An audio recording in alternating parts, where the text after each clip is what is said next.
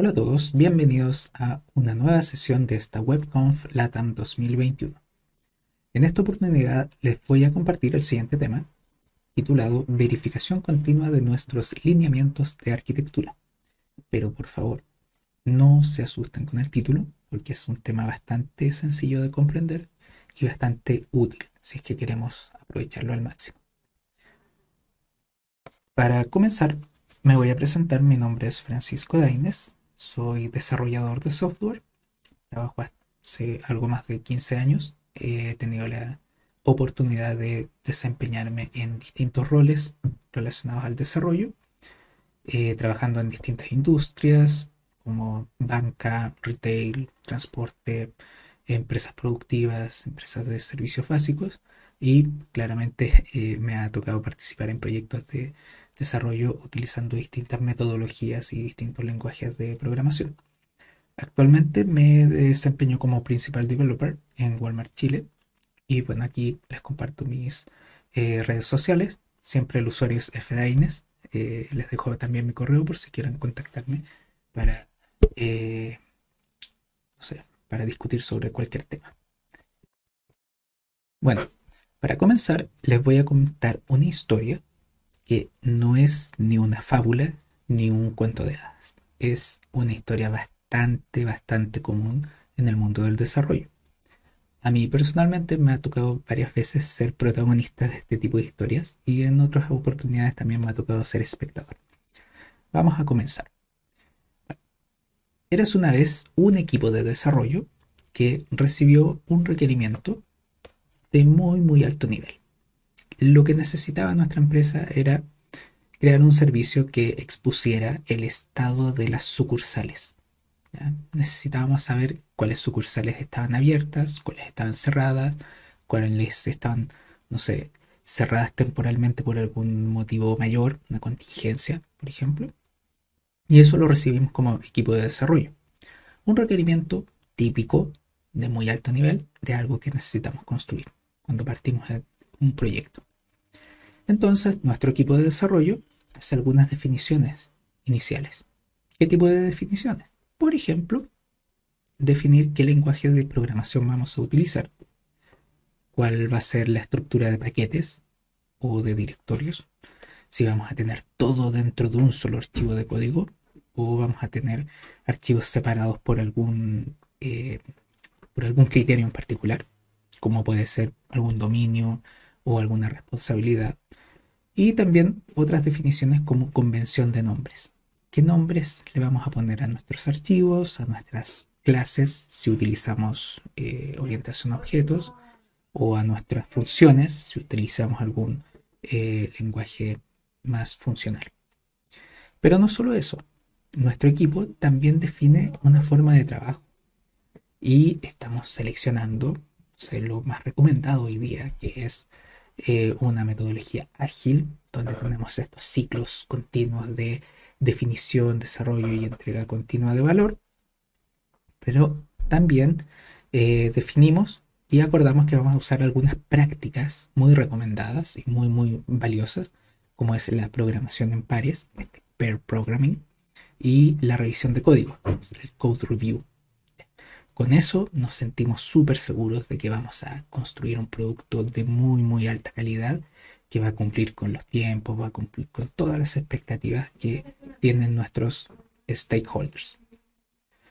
Pero aquí vamos a hacer una pausa y vamos a ver cuáles son estas definiciones iniciales, especialmente esta estructura de paquetes y la dependencia entre paquetes que teníamos definida acá como parte inicial que definió nuestro equipo de desarrollo. Y bueno, el modelo de paquetes es lo que define cómo vamos a distribuir internamente el código de nuestra aplicación.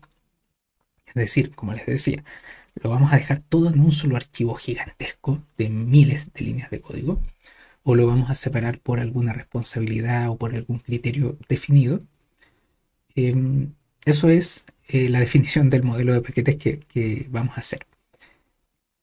Para efectos como prácticos, podemos definir seleccionar alguna de las opciones que tenemos disponibles.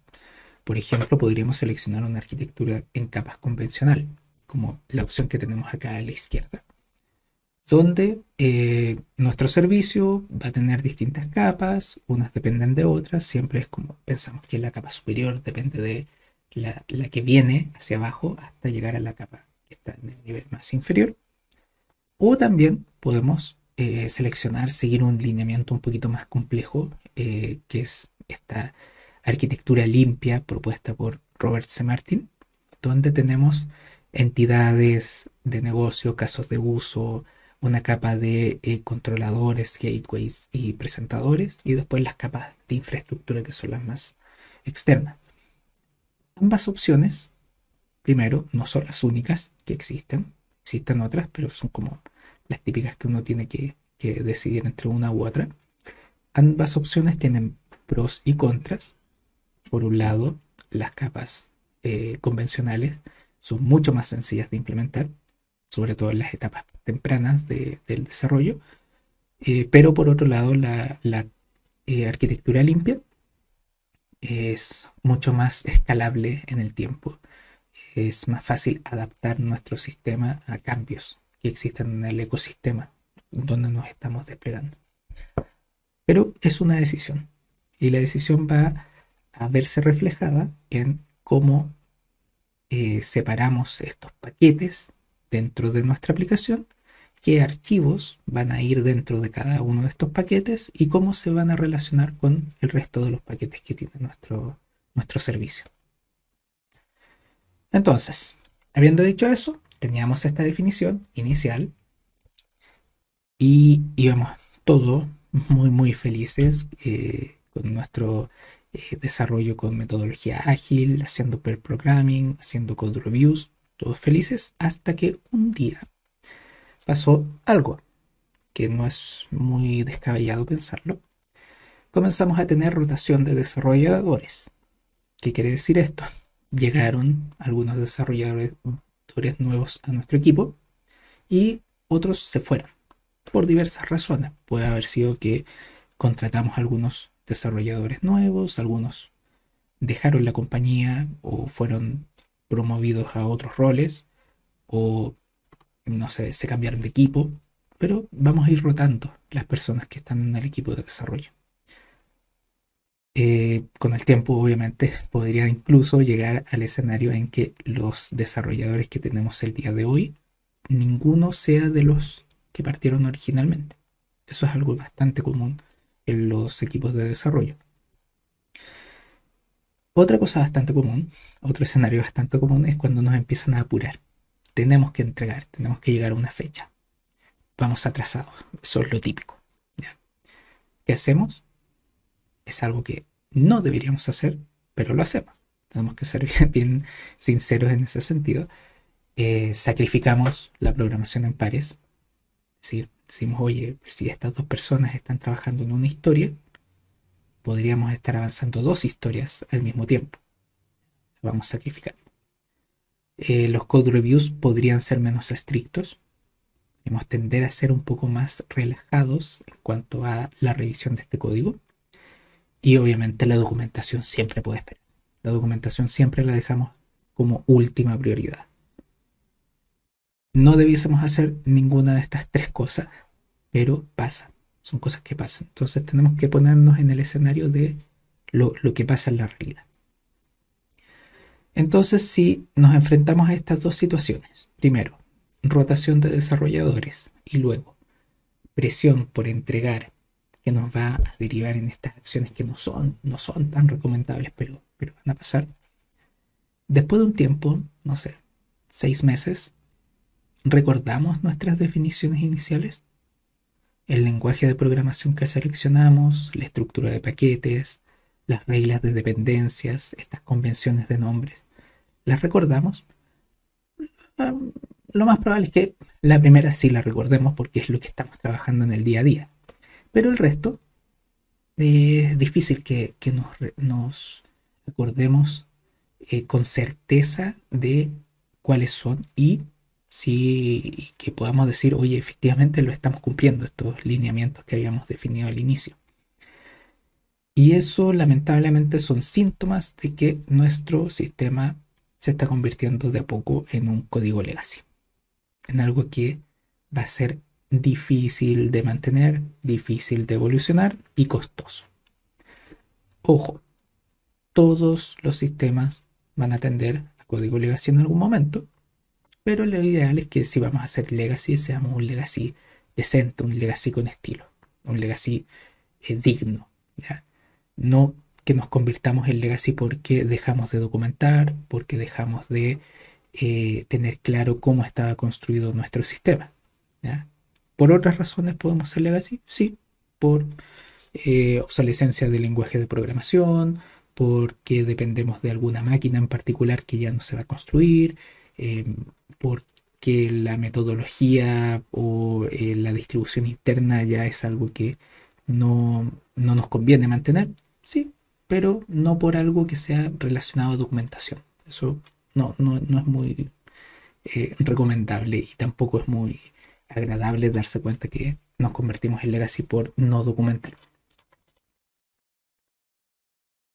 Bueno, llegó la hora de analizar esta historia y ver qué cosas podemos mejorar, qué aprendizajes podemos extraer de esta historia que es bastante común, como les había comentado. Primero, versionamiento. Dado que nuestra aplicación se va a ir manteniendo durante harto tiempo, va a estar siendo construida durante harto tiempo y la vamos a estar manteniendo también, estas definiciones que hicimos al principio es probable que vayan cambiando, o que vayan cambiando sutilmente o radicalmente. No lo podemos asegurar, pero necesitamos un mecanismo en que podamos ir almacenando estos cambios. Si lo vemos desde ese punto de vista, lo primero que vamos a pensar es un sistema documental como Confluence, una Wikipedia o un SharePoint o algo similar. Pero utilizar este tipo de sistemas trae consigo el segundo punto, que es la obsolescencia de la documentación. Es como tenemos un sistema que está en paralelo y nosotros, como desarrolladores, siempre trabajamos con un IDE, con un sistema de control de versiones y quizás con un pipeline. Nos saca un poco de nuestro mundo. Nos, hace una, nos genera una tarea extra que es mantener una documentación en otro sistema aparte. Y bueno, si le sumamos el hecho de que cuando nos empiezan a apurar, lo primero que dejamos de lado es la documentación, esta obsolescencia toma mayor relevancia, ¿ya? Con el tiempo, obviamente, es probable que lo que teníamos documentado en este Confluence o Wiki no represente efectivamente lo que tenemos implementado en nuestro servicio. El tercer punto es la degradación de la calidad. ¿A qué se refiere este punto? Es que incluso aplicando estas técnicas, estas prácticas súper recomendadas como la programación en pares y la revisión de código, como estas prácticas son manuales, es decir, las realizamos nosotros, personas, son propensas a errores y omisiones, ¿ya? O sea, nos podemos olvidar de revisar algo, nos podemos olvidar de revisar un archivo, una línea, un lineamiento de estos que habíamos definido al inicio de nuestro proyecto. Y con eso, poco a poco, nuestro sistema va empezando a tener suciedad, se va degradando su calidad. Pero lo peor es que esto lo hacemos de forma inconsciente y no estamos dando cuenta. O sea, no tenemos forma de darnos cuenta de que introducimos un poquito de suciedad al sistema hasta que ya es demasiado tarde. Y finalmente las métricas. ¿Qué son las métricas? Bueno, las métricas nos permiten mejorar de forma continua, son indicadores. Y lo que podemos hacer es cruzar información viendo, oye, cuál es el performance, el rendimiento que tiene mi equipo y cruzarlo con el nivel de cumplimiento con los lineamientos de arquitectura que tenemos. Y eso nos va a ir dando información valiosa que nos va a servir para, no sé, tomar decisiones en cuanto al resto de los equipos de una organización, por ejemplo. Bueno, luego de analizar estos aprendizajes que obtuvimos a partir de esta historia, lo que sacamos como una conclusión general es que necesitamos verificar de una forma continua si es que estamos adhiriendo a estos lineamientos de arquitectura que definimos al inicio de nuestro proyecto.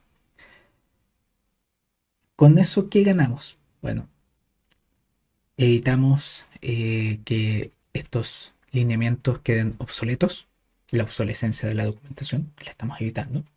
Mantenemos versionamiento, porque lo vamos manteniendo continuamente. Evitamos un poco la degradación de calidad de nuestro código, al menos desde la perspectiva de los lineamientos de arquitectura a los cuales debemos adherir, y podemos complementar algunas métricas, ¿ya? Entonces estamos abordando estos puntos con una verificación continua. Y si decimos verificación continua, lo que cae de forma natural es pipelines o flujos de integración continua, estos flujos CI/CD. ¿Ya? Pero ¿será tan sencillo? ¿Será tan maravilloso llegar y incluirlos como parte de estos flujos? Vamos a verlo. Bueno, un pipeline de integración continua o despliegue continuo genérico se compone más o menos de estas etapas, así como muy general. Escribimos nuestro código utilizando pair programming, por ejemplo. Le damos un pull request, pasa un proceso de code review con nuestros compañeros de equipo y desplegamos en un sistema de control de versiones, que puede ser GitHub, Bitbucket u otro. Cuando hacemos esta subida a este sistema de control de versiones, se puede gatillar la parte de integración continua de nuestro flujo, donde vamos a ejecutar las pruebas unitarias y luego las pruebas de integración. ¿Ya? Sabemos que las pruebas unitarias van a chequear si las funcionalidades atómicas de nuestro sistema cumplen con lo que estamos esperando, y las pruebas de integración van a probar si nuestros componentes se relacionan de la forma correcta. Si relacionándose entre ellos van a generar el resultado que estamos esperando. Si todo esto pasa bien, lo que vamos a hacer es desplegar nuestro sistema como un artefacto en un repositorio de artefactos.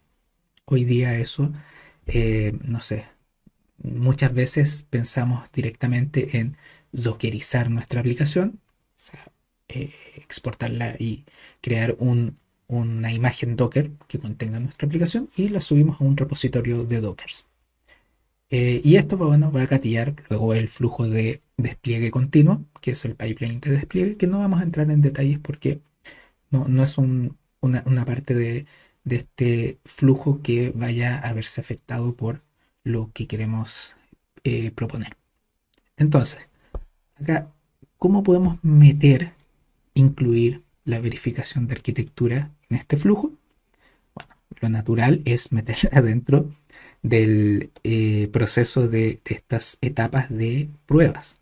Es decir, luego de las pruebas unitarias y de las pruebas de integración, podemos hacer pruebas de arquitectura. Y si todo eso pasa bien, continuamos con el repositorio de artefactos y el despliegue hacia los distintos ambientes que tenga nuestra aplicación. Pero ¿será tan sencillo? Se ve demasiado maravilloso como para ser real, ¿cierto? ¿En qué consiste esta etapa, este paso nuevo de test de arquitectura? La verdad es que sí es bastante sencillo, sí es muy natural hacerlo. Esta etapa no es más que ejecutar una shell o ejecutar una línea de comando o un par de líneas de comando.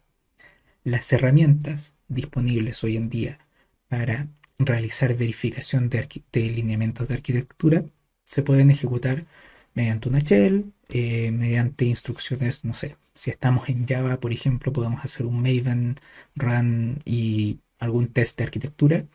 Si estamos en JavaScript o en Node, por ejemplo, podríamos hacer un npm run architecture test o algo así, o de ese estilo, o incluso meterlo dentro de una shell o un comando batch y así lo agregamos de forma muy sencilla a nuestro pipeline de integración continua.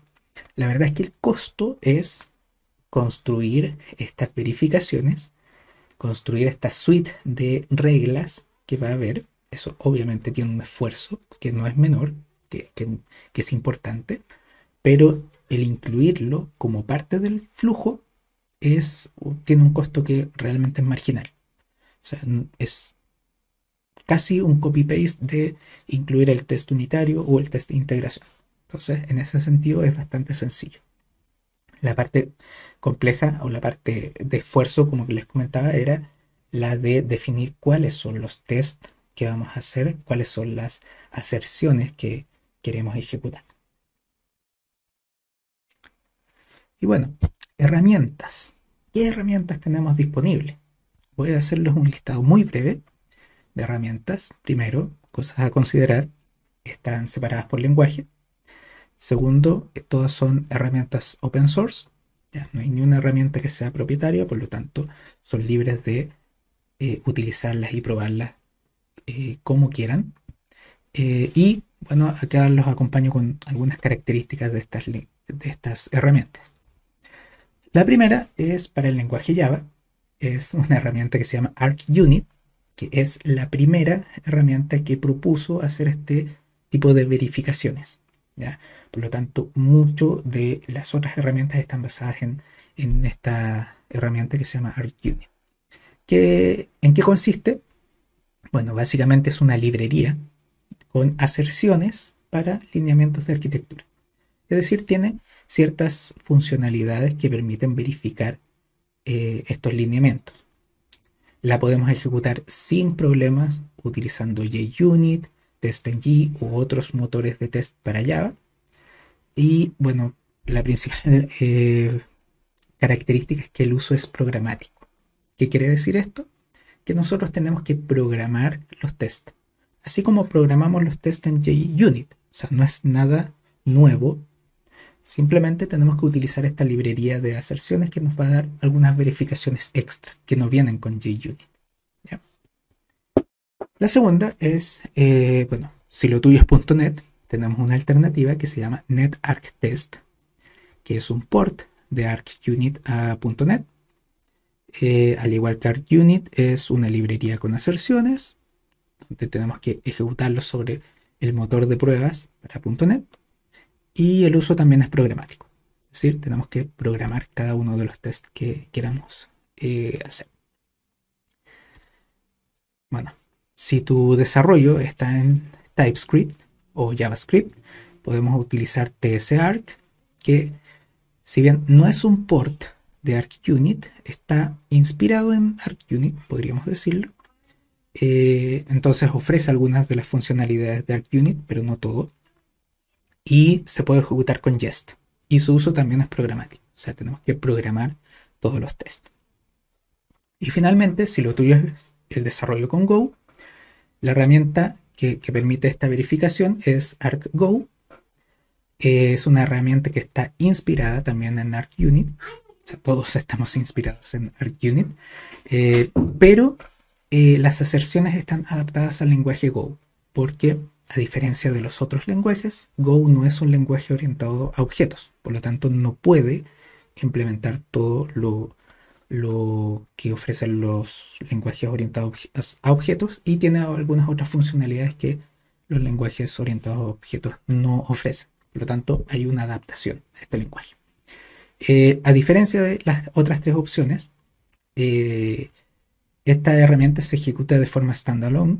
Es decir, no es una librería, sino que es una aplicación que realiza verificaciones y tiene un uso declarativo. Tenemos un archivo YAML donde vamos a declarar cuáles son los lineamientos que queremos cumplir. ¿Ya? A diferencia de las otras tres opciones donde la definición viene dada por programación. Bueno, como para dejar un poquito más claro cuál es la diferencia entre uso programático y uso declarativo de las herramientas, acá hay dos ejemplos, donde a la izquierda tenemos un ejemplo de uso de ArcUnit, que es programático, es decir, nosotros tenemos que incluir estos trozos de código dentro de nuestras pruebas para hacer estas verificaciones.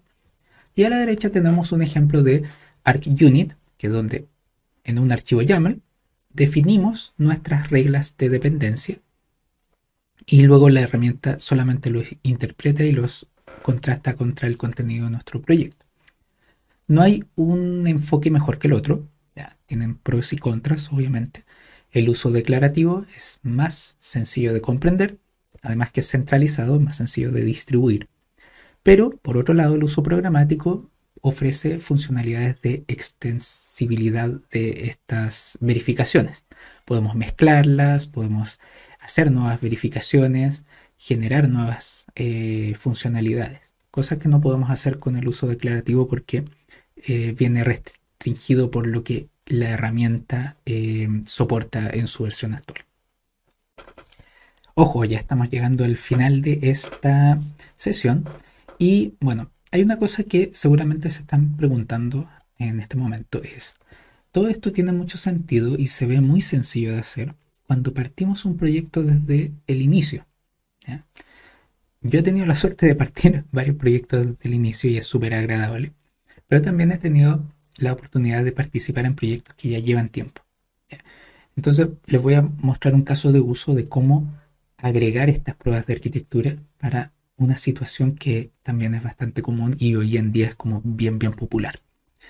¿Cuál es? Bueno, descomponer un monolito en microservicios, algo que seguramente hemos visto bastante. Todos hemos trabajado con algún monolito grande y feo en algún momento de nuestras vidas y hoy en día está muy como de moda el pensar en extraer estas funcionalidades a microservicios. ¿En qué consiste esto? Como para dar un resumen muy general.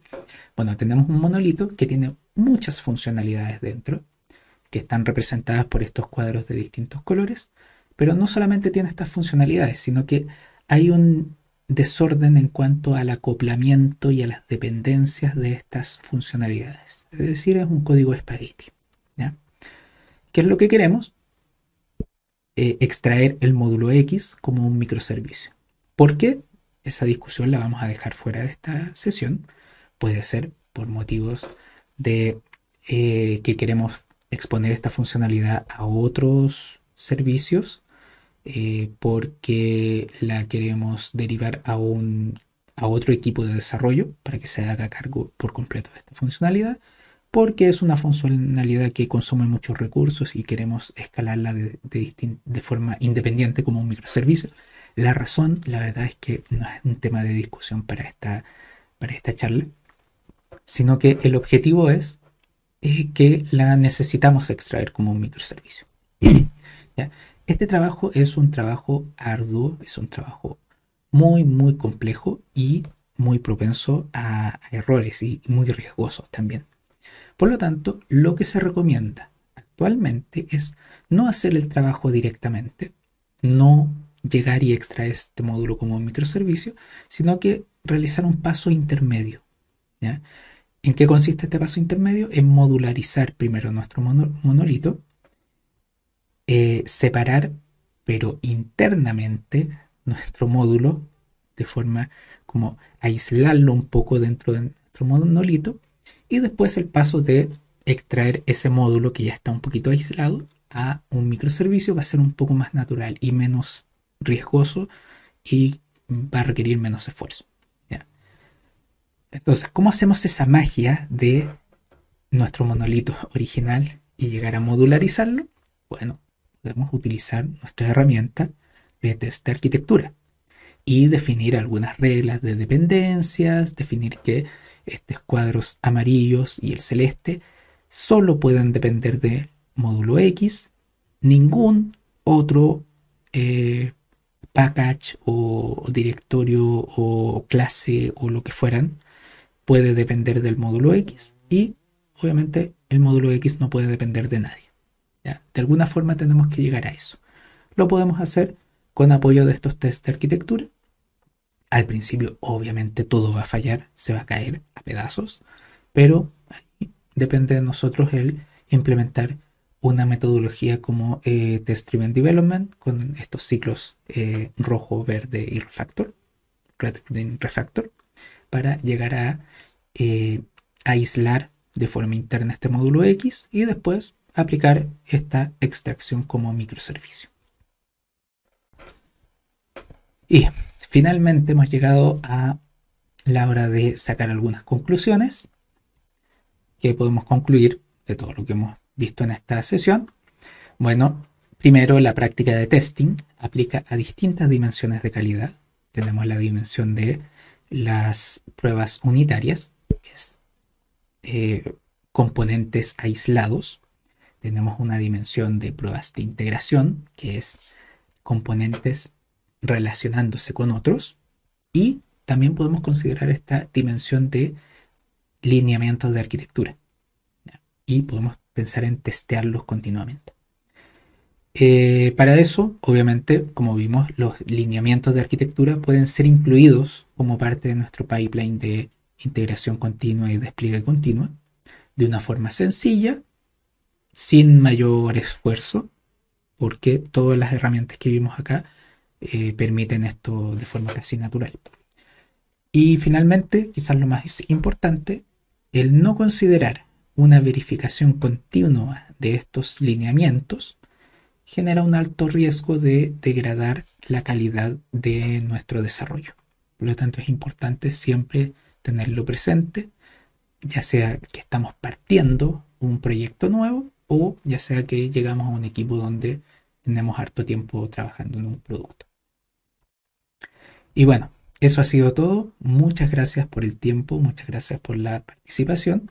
Si hay algunas preguntas, podemos ir conversándolas ahí en los distintos canales. Que tengan un muy buen día y los dejo invitados a continuar participando en las distintas sesiones de esta conferencia. Hasta luego.